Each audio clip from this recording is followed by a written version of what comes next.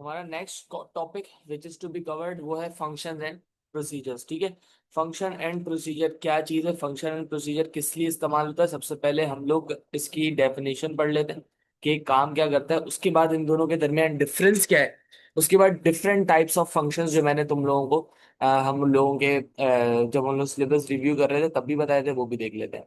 तो functions and procedures अगर मैं इसको सिंपल एक लाइन में डिफाइन करना चाहूँ, so they are use to perform a specific task। सही है, they are used to perform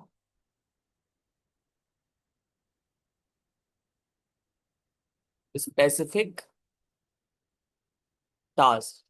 समझ आ गई बात? अच्छा जी, अब देखो, इनको आप जो हो ना दो और नामों से जानोगे। एक तो सब रूटीन भी कह सकते हो, जो जिसका पेपर वन में काफी ज्यादा जिक्र होता है, सब रूटीन। मैं एएस की बात कर रहा हूँ, सही है। और या तो सब मॉड्यूल के नाम से भी ये जाना जाता है। ठीक है, अब इसका फायदा क्या होता है, एक दफा तुमने किसी काम करने के लिए फंक्शन बना लिया। मिसाल के तौर पे एडिंग के लिए तुमने एक फंक्शन बना लिया है, प्रोसीजर बना लिया। तो अब जब भी तुम अपने कोड के नीचे एडिंग ऐड कर रहे होगे दो चीजों को, तो तुम उस फंक्शन को कॉल कर लो। सही है, तो तुम उस फंक्शन को क्या कर लोगे, कॉल कर लोगे। और तुम्हें किसकी कोई और चीज करने की जरूरत नहीं है, यानी पीस ऑफ कोड लिखने की जरूरत नहीं है। बस अब उसको उसके नाम से बुलाओ और वो अपना जो भी स्पेसिफिक टास्क उसका होगा वो परफॉर्म कर देगा। मिसाल के तौर पे एक चीज तुमने बनाई जिसमें तुम दो नंबर्स को ऐड कर रहे हो। सो बार बार तुम्हें दो नंबर्स को ऐड करना नहीं पड़ेगा। अपने फंक्शन के अंदर डिफाइन कर दो कि ये एक ऐसा फंक्शन है या एक ऐसा प्रोसीजर है जो कि दो नंबर्स को ऐड करेगा। वो तुमने डिफाइन कर दिया वहां पे। बस अब उसको जब भी तुमने दो नंबर्स को ऐड करवाना हो, तुम बार बार उसके नाम से फंक्शन को बुलाते जाओ और वो तुम्हें दो दो नंबर्स ऐड करके देता चला जाएगा। ठीक है, अभी हम लोग इसको समझेंगे जब हम लोग सवालात करेंगे ना, जब तुम लोगों को बेटर आइडिया पड़ जाएगा। सही है। अच्छा, यहाँ पे कहानी क्या होती है, सो मैंने जैसे बोला यहाँ पे it can be called anywhere in the program, यानी प्रोग्राम में कहीं पे भी इसको बुलाया जा सकता है।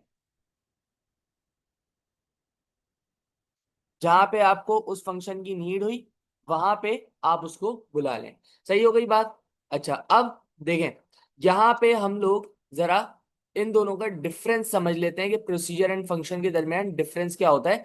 बेसिक आइडिया तो सेम है दोनों का, लेकिन यहाँ पे डिफरेंस होता क्या है जरा हम लोग ये देख लेते हैं। अगर मैं बात करता हूं सबसे पहले अपने प्रोसीजर की, प्रोसीजर, और यहाँ पे मैं रखता हूं फंक्शन। अच्छा जी, अब यहाँ पे देखो, प्रोसीजर का मतलब इंग्लिश में क्या होता है, कोई ना कोई एक चीज को फॉलो करना, एक काम करना। सही है। सो अगर मैं अपने प्रोग्राम से बोलूं कि एक तुम काम कर लो सिंपली, लेकिन उस काम के रिटर्न में मैं कोई उससे वैल्यू ना मांगू, यानी मैं उससे कोई चीज आउटपुट एज आउटपुट ना मांगू। मिसाल के तौर पे रियल वर्ल्ड एग्जांपल में अगर मैं बात करूं तो प्रोसीजर कहाँ इस्तेमाल होगा, मैं तुम्हें मिसाल के तौर पे बोलूं तुम कमरे से उठ के बाहर चले जाओ, तो ये तुम्हारा क्या हो गया, एक प्रोसीजर हो गया। सही है। लेकिन लेकिन अगर मैं तुमसे बोलूं कि तुम कमरे से उठ के बाहर चले जाओ और उसके बदले में मुझे पानी पिलाओ, सो इट मीन्स मैं तुमसे रिटर्न में कोई चीज मांग रहा हूं। जहां पे रिटर्न में कोई चीज मांगी जा रही होती है वो फंक्शन होता है। बात समझ आ गई? प्रोसीजर क्या है, एक सिंपल टास्क जो रिटर्न में कुछ नहीं देता, लेकिन यहाँ पे फंक्शन क्या हो गया, फंक्शन वो चीज हो गई जो कि रिटर्न में कोई ना कोई वैल्यू जरूर देगा। सो यहाँ पे हमारे पास प्रोसीजर क्या है, do not return a value, do not return a value. And आपका फंक्शन क्या हो गया, फंक्शन हो गया डू रिटर्न अ वैल्यू, यानी कोई ना कोई वैल्यू को रिटर्न जरूर करेगा। यानी अगर टास्क कर रहा है तो उससे आउटपुट क्या आ रहा है, बेसिकली उसको वो रिटर्न कर देगा। सही है। अच्छा, अब ये जो रिटर्न वर्ड है ना यहाँ पे, ये बहुत इंपॉर्टेंट है। अब यहाँ पे जैसे हम लोगों ने वर्ड सीखा था आउटपुट का, किसी भी चीज को आउटपुट करने के लिए यहाँ पे हम लोगों ने वर्ड सीखा होता है आउटपुट का ऊपर हमारे सूडो कोड में। फंक्शन में आउटपुट की जगह पे क्या इस्तेमाल हो रहा होगा, फंक्शन में आउटपुट की जगह पे सिंपली रिटर्न का वर्ड इस्तेमाल हो रहा होगा। सही है। फंक्शन में रिप्लेस कर देना आउटपुट को रिटर्न से, सिंपली इतना सा काम होता है, नथिंग एल्स। सही हो गई बात? ये दोनों का फर्क है कि प्रोसीजर क्या है। प्रोसीजर आपके पास एक ऐसा प्रोसीजर है, आपके पास एक ऐसा पीस ऑफ कोड है जो सिर्फ एक छोटा सा काम करवाएगा। और फंक्शन क्या है, फंक्शन वो काम भी करवाएगा और उससे वैल्यू क्या आ रही है वो उसको रिटर्न भी करेगा। तो ये दोनों का बेसिक फर्क हो गया। अब जैसे हम लोग फंक्शंस को मैथ्स में भी पढ़ते हैं तो उसमें क्या पढ़ते हैं हम लोग, एफ एक्स के अंदर जो कि हमारा फंक्शन होता है ना, उसके अंदर कोई ना कोई इस एक्स की वैल्यू देते हैं, तब जाके ये मुझे आउटपुट देता है। तो ये जो x की वैल्यू है, ये जो बेसिकली x की वैल्यू हम लोग देते थे मैथमेटिक्स में, यहाँ पे x की वैल्यू को हम लोग कंप्यूटर के अंदर बोलते हैं पैरामीटर। सही है, बात क्लियर हो गई। यहाँ पे क्या बोलते हैं, इसको क्या बोलते हैं, एक्स को पैरामीटर। पैरामीटर क्या चीज है, फंक्शन को चलाने के लिए एक रिक्वायर्ड वैल्यू। ऐसे ही होता है ना भाई, मिसाल के तौर पे अगर मेरे पास फंक्शन लिखा हुआ है ये, तो अगर मुझसे आउटपुट चाहिए तो मैं एक्स की जगह पे कोई इनपुट डालूंगा। समझ आ गई बात, यानी मैं तुमसे बोलूं मैथ्स की टर्म में F2, तो तुम क्या करोगे, इस फंक्शन को चलाने के लिए जहां जहां एक्स दिख रहा होगा वहां पे टू टू डालते जाओगे। तो ये जो टू है ये बेटे मेरे पास क्या कहलाएगा, वो कंप्यूटर की टर्म में पैरामीटर, यानी एक ऐसी वैल्यू जो आपको फंक्शन चलाने के लिए रिक्वायर्ड हो। सो आपका प्रोसीजर भी पैरामीटर्स लेने का केपेबल है एंड आपका फंक्शन भी पैरामीटर लेने का केपेबल है। सही है, बोथ टेक पैरामीटर। सही है, बोथ, बोथ क्या लिख दिया, टेक्स पैरामीटर और वो भी टेक पैरामीटर, यानी जहां पे रिक्वायरमेंट होगी पैरामीटर लेने की वहां पे पैरामीटर ये दोनों के दोनों लेंगे। सही है, टेक्स पैरामीटर एंड ये भी पैरामीटर लेने का केपेबल है। सही है, तो यानी जरूरी नहीं है पैरामीटर जाए, लेकिन जहां पे रिक्वायरमेंट है वहां पे जरूर जाएगा। सही है। सो यहाँ पे अब हम लोग देख लेते हैं बेसिक सिंटैक्स, यहाँ पे मैं लिख भी देता हूँ व्हेन रिक्वायर्ड। सही है, ताकि हमें पता चल जाए कि हर वक्त जरूरी नहीं है, लेकिन जहां पे क्वेश्चन हमसे डिमांड करेगा वहां पे दोनों केपेबल हैं कि कोई ना कोई पैरामीटर ये लोग ले सकते हैं। अब सबसे पहले हम लोगों ने ना सबसे इंपॉर्टेंट काम क्या करना होता है, सबसे इंपॉर्टेंट काम हमारा ये होता है कि हम लोग इनका हेडर हेडर लिखना सीख लें। प्रोसीजर का भी हेडर लिखना सीख लें एंड फंक्शन का भी हेडर लिखना सीख लें। सही है, तो ये सबसे इंपॉर्टेंट काम है। अगर कुछ भी नहीं आता और हेडर लिखना आता है तो एक एक नंबर तो तुम लोगों को सवालों में मिलता ही मिलता है। सही है, सो अब हेडर देखो कैसे लिखा जाता है भाई। सबसे पहले प्रोसीजर के हेडर पे आओ। प्रोसीजर के हेडर के लिए आपके पास एक कीवर्ड होता है जिसका नाम आप क्या रखते हो, प्रोसीजर। सही है, यानी आपने प्रोसीजर बनाना है तो सबसे पहले आपने कीवर्ड लिख दिया प्रोसीजर। उसके बाद आप क्या करेंगे, प्रोसीजर का नाम लिखेंगे, प्रोसीजर नेम आ गया। सही है, एंड देन इसके बाद जो भी पैरामीटर जा रहा होगा वो इस तरीके से ब्रैकेट में आएगा, जैसे मैंने तुम्हें बताया था फंक्शन के नाम के अंदर इस तरीके से, जैसे एफ एक्स होता है तो एक्स की जगह पे जो चीज होती है वो पैरामीटर कहलाती है। तो इसी तरीके से प्रोसीजर का नाम आ जाएगा। देखो फंक्शन का नाम इस केस में क्या है, एफ है, और एक्स क्या है, इसका पैरामीटर है। तो सिमिलरली यहाँ पे भी प्रोसीजर का नाम एंड देन इसके बाद इसका पैरामीटर, यानी जो वैल्यू इसको चाहिए चलने के लिए, एंड देन उसकी यहाँ पे आप क्या लिख देंगे, डेटा टाइप लिख देंगे। सही है, इस तरीके से इसका हेडर लिखा जाता है। ठीक हो गई बात, ये मेरे पास किसका हेडर है, प्रोसीजर का हेडर है। फिर इस प्रोसीजर के नीचे जो भी आपने कोड लिखना है वो लिख दें आप, and then at the end of the program आप यहाँ पे क्या लिख देंगे, एंड प्रोसीजर को लिख देंगे। सो ये आपका पूरा का पूरा सिंटेक्स आ गया बेसिकली कि कैसे आपका प्रोसीजर चल सकता है। ठीक हो गई बात, अब जरा यहाँ पे आ जाए। सो प्रोसीजर के लिए कीवर्ड क्या था, प्रोसीजर। यहाँ पे फंक्शन के लिए कीवर्ड क्या होगा, डेफिनेटली फंक्शन होगा। फंक्शन आया, फिर उसके बाद फंक्शन का जो भी नाम आपने रखा हुआ है उसको डिफाइन करने के लिए फंक्शन का नाम आ गया। देखिए अगेन मैंने वही बात करनी है कि यहाँ पे देखो बेटा फंक्शन का नाम क्या है, एफ, एंड एफ के बाद आप क्या देख रहे हो, यहाँ पे एक पैरामीटर लिया हुआ है जिसको आप एक्स कह रहे हो। तो सिमिलरली यहाँ पे भी आप पैरामीटर दोगे एंड पैरामीटर के साथ साथ उस पैरामीटर की डेटा टाइप भी लाजमी आएगी। अब फर्क क्या आएगा दोनों में, ये वैल्यू रिटर्न करता है, ये वैल्यू रिटर्न नहीं करता। सो ये जो वैल्यू रिटर्न करता है ना, उस वैल्यू की डेटा टाइप आएगी यहाँ पे। मिसाल के अभी मैं तुम्हें समझा भी दूंगा, रिटर्न्स के पहले कीवर्ड आएगा रिटर्न्स, कि क्या रिटर्न कर रहा है, एंड देन उसके बाद रिटर्न की डेटा टाइप। सही है, रिटर्न टाइप आ जाएगी यहाँ पे। सही है, यहाँ पे इसको हम लोग डेटा टाइप ही लिख लेते हैं फिल वक्त। क्लियर हो गई बात। अच्छा अब रिटर्न डेटा टाइप ये मैं तुम्हें अभी जब हम लोग कोड्स करेंगे तो मैं तुम्हें समझा दूंगा। ठीक हो गई बात। सो अब इसके नीचे तुम अपने फंक्शन का कोड लिखना। अच्छा एट द एंड यहाँ पे, जैसे हम लोग यहाँ पे डेफिनेटली हम लोगों ने कोई ना कोई वैल्यू रिटर्न करनी होती है, तो यहाँ पे हम लोग at the end of the program चीज को रिटर्न करते हैं, रिटर्न जो भी वैल्यू हम लोगों ने रिटर्न करनी है वो यहाँ पे आ जाएगी रिटर्न के साथ। एंड हम लोगों ने जब फंक्शन को एंड करना है तो यहाँ पे एंड फंक्शन का कीवर्ड आ जाएगा। सही है। इस तरीके से ये मेरे पास प्रोसीजर है, ये मेरे पास फंक्शन है। इन लोगों के सिंटैक्स इस तरीके से होते हैं। इन लोगों के सवालात जब हम लोग करेंगे तो चीजें बिल्कुल हमें क्लियर हो जाएंगी। अब फंक्शंस की दो टाइप्स होती हैं, उसकी तरफ मूव ऑन करेंगे। देखो प्रोसीजर एंड फंक्शन का मैंने तुम लोगों को एक बेसिक सा इंट्रोडक्शन यहाँ पे दे दिया है। सबसे पहले हम लोग इसको रिवाइज कर लेते हैं। They use to perform specific task, कोई भी स्पेसिफिक टास्क मुझे करवाना हो तो ये बना लो। सही है। फिर उसके बाद अब बना लिया ना, अब वापस वापस बनाने की जरूरत नहीं है। मिसाल के तौर पे मेरे पास मैंने 100 नंबर्स ऐड करवाने, 100 नंबर्स मैंने ऐड करवाने। अब वो अलग अलग बंदा आके नंबर इनपुट करवाएगा। सही है। तो मैं 100 बंदों के लिए क्या अलग कोड लिखता रहूंगा बैठ के, सब एडिंग का एडिंग का एडिंग का? नहीं ना। तो इसके लिए मैं क्या करता हूँ, प्रोग्रामर अपनी आसानी के लिए बेसिकली करता ये है कि बेटा वो बना लेता है एक फंक्शन जिसमें नंबर्स बेसिकली पहले से ही ऐड हो रहे होते हैं। बस वो फंक्शन को बार बार बुलाता चला जाता है। एंड देन आपके पास क्या होता है, उस फंक्शन को बुला लेते हो आप एंड वो आपका काम कर देता है। And that is how you perform everything in your programming. सही है। जब इसकी हम लोग सवालात में एग्जांपल करेंगे तो उसको बुलाया कैसे जाता है वो सब चीजें भी देखेंगे। ठीक हो गई बात?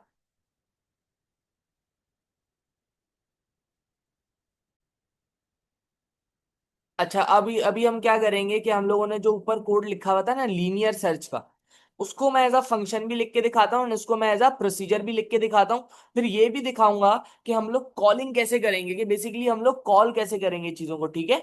सो हम लोग लीनियर सर्च को सबसे पहले लीनियर सर्च को एज अ फंक्शन लिखते हैं।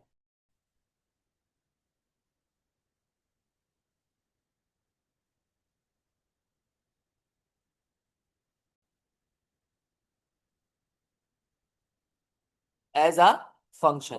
समझो सारी की सारी चीजें जो हैं वो ऊपर जो हैं वो डिक्लेयर्ड हैं। समझ आ गई बात? सारी की सारी चीजें ऊपर क्या है बेटे, डिक्लेयर्ड है। ठीक है। हम लोग डायरेक्टली हेडर पे मूव ऑन करते हैं। सो मैंने तुम्हें सिंटेक्स क्या बताया, सबसे पहले कीवर्ड आ जाता है फंक्शन का, फंक्शन। क्लियर हो गई बात? एंड देन उसके बाद मेरा बच्चा कीवर्ड अब नाम आता है, तो यहाँ पे नाम क्या आ गया, लीनियर सर्च।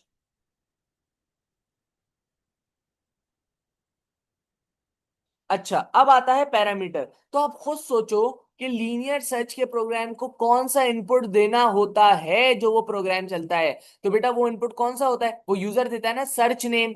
यानी जो नेम वो सर्च करना चाह रहा होता है वो यहाँ पे एज अ पैरामीटर आ जाएगा। यानी वो फंक्शन को चलाने के लिए वो एज अ पैरामीटर इस्तेमाल होगा।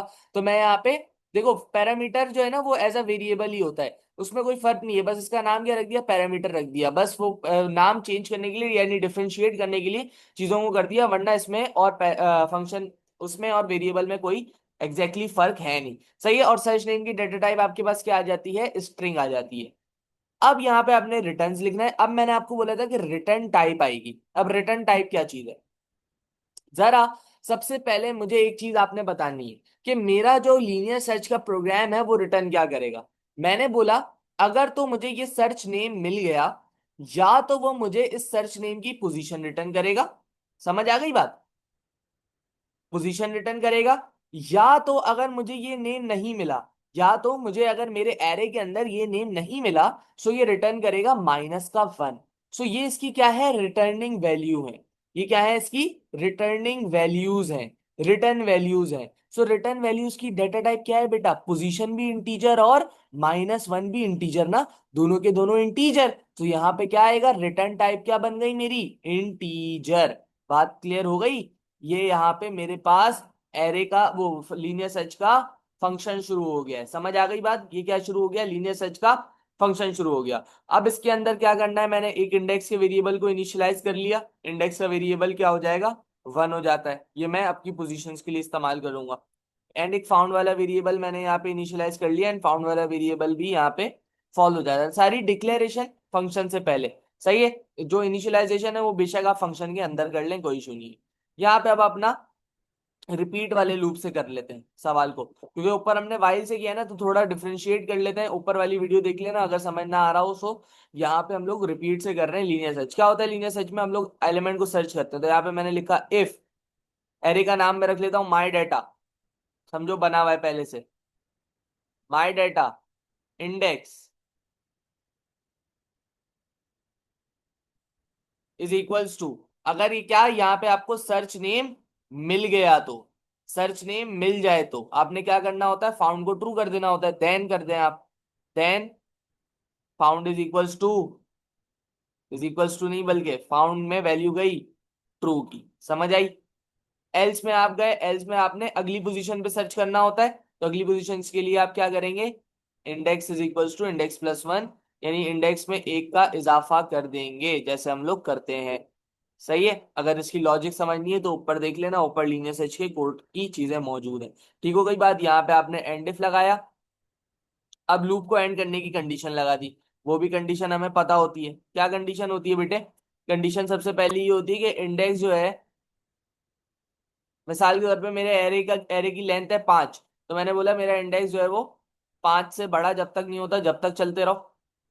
एंड लगा के दूसरी कंडीशन हम लोग देखते हैं कि मेरा फाउंड जो है वो ट्रू जब तक नहीं होता जब तक चलते रहो। सो ये इस तरीके से मेरा कोड चलेगा। लॉजिक समझनी है तो ऊपर जाके देख लो, मैं वापस नहीं समझा रहा, मेरा अभी काम क्या है, फंक्शन समझा रहा है। सही है भाई, अब जरा रिटर्न वैल्यूज पे आ जाए, तो आप यहाँ पे क्या लिखेंगे, if found is equals to true, समझ आई बात। फाउंड इज इक्वल्स टू क्या है ये बेटे, ट्रू आ जाए यहाँ पे कि मुझे मेरा आइटम मिल गया। देन क्या करना है, देन मैंने करना है, क्या करता हूं मैं जब आइटम मिल जाता है तो पोजीशन को पोजीशन को आउटपुट कर देता हूं। तो मैंने तुम्हें क्या बताया, आउटपुट की जगह यहाँ पे क्या वर्ड आएगा, रिटर्न का, समझ आ गई बात। तो यहाँ पे आपने लिखा रिटर्न, क्या रिटर्न करना है, इस इंडेक्स को रिटर्न करना है क्योंकि ये मेरी क्या है, पोजीशन है। तो ये इंडेक्स आ गया था, समझ आई। एल्स में गए, यानी इफ के बाद एल्स, यहाँ पे क्या आ गया, रिटर्न -1 आ गया। ठीक है, हो गई बात। सो ये आपने बस आउटपुट की जगह रिटर्न का वर्ड इस्तेमाल कर लिया। ठीक हो गई, यहाँ पे आपने रिटर्न विटर्न सब कुछ कर दिया, ये आपका एंड फंक्शन आ जाएगा था। ठीक हो गई बात। अब आपने इस फंक्शन को बुलाना है इन योर प्रोग्राम, ये फंक्शन बन चुका, समझ आ गई बात, ये फंक्शन क्या हुआ, ये फंक्शन आपने बना लिया। अब देखो यहाँ पे मैं आपको बताता हूँ कि how to call a function, ये देखो, कॉलिंग अ फंक्शन। जरा कहानी देखिएगा जरा, मैं बोलता हूं मेरे पास जो माय डाटा वाला एरे है, वो मैं बता देता हूं आपको उसके अंदर क्या एलिमेंट्स पड़े हुए हैं, ताकि जब हम लोग चीजों को देखें तो हम लोगों को क्या हो बेटा, समझ आ रही हो। तो माय डाटा वाला जो एरे है ना, उसके अंदर मेरे पास यहाँ पे एलिमेंट्स पड़े हुए हैं, 1, 4, 2, 5, 7। क्लियर हो गई बात। अच्छा नहीं, हम लोगों ने स्ट्रिंग का बनाया ना, हम लोगों ने देखो पैरामीटर भी स्ट्रिंग में दिया है, तो एरे को भी स्ट्रिंग का ही रखना पड़ेगा, ठीक है। इस चीज का ख्याल कर लेना, क्योंकि उसमें जो हम लोगों ने पैरामीटर की वैल्यू दी है वो किसकी दी है, स्ट्रिंग की दी है, वो तुम्हें बता देगा खैर इस चीज का। तो यहाँ पे मैम, सैम, डैन, लैन, वैन, ये वर्ड्स मेरे पास एरे के अंदर पड़े हुए हैं। अब मैंने फंक्शन को बुलाना कैसे है, देखो, फंक्शन जो बुलाया जाता है, फंक्शन हमेशा बुलाया जाता है अपने नाम और अपने पैरामीटर से। मैथ्स वाले फंक्शन को याद कर लो ना, बात समझ आ जाएगी। फंक्शन का सवाल कैसे आता है तुम्हारे मैथ्स के पेपर में, एफ लिखा होता है और एक्स की जगह पे कोई ना कोई वैल्यू दी हुई होती है, तो वो एफ क्या होता है, फंक्शन का नाम होता है। जैसे यहाँ पे फंक्शन का नाम क्या है, लीनियर सर्च है। और वो एक्स क्या होता है, वो कोई पैरामीटर होता है। तो सिमिलरली जब आपने बुलाना है तो कैसे बुलाना है, फंक्शन के नाम और उसके पैरामीटर के साथ बुलाना है। तो जरा आप यहाँ पे कहानी देख लें, मैं एक वेरिएबल ले लेता हूं, मैं क्या ले लेता हूं बेटा, एक वेरिएबल ले लेता हूं जिसको मैं बोलता हूं एक्स। उसके अंदर मैं वैल्यू डाल देता हूं, मैं एक्स के अंदर क्या करता हूं, मैं वैल्यू डाल देता हूं, किसकी, मैं वैल्यू डाल देता हूं लीनियर सर्च।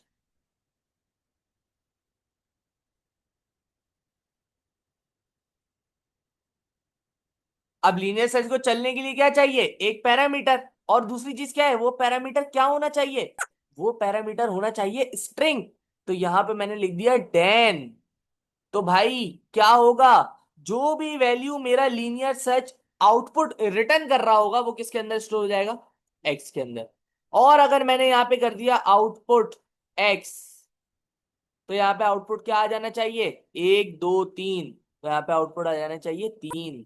बात समझ आई कि कैसे बुलाया जाता है अपने फंक्शन को, इस तरीके से बुलाया जाता है। ठीक है, क्लियर है चीजें। ये जो मैंने किया है, ये क्या किया है बेटे, फंक्शन बुलाया है। जो मैंने ऊपर किया है, यानी जो लीनियर सर्च का, ये मैंने फंक्शन बनाया है। समझ आ रही है बात। और इस वाले फंक्शन को आप क्या बोलते हो, यूजर। अभी हम लोग चलो पढ़ लेंगे, यूजर डिफाइंड फंक्शन कहा जाता है इसको। ठीक है, इसका कॉन्सेप्ट हम लोग अगली क्लास में करते हैं। ठीक हो गई बात। अब इसी तरीके से अगर हमने अपनी चीज को क्या बनाना है, प्रोसीजर बनाना है। ठीक है।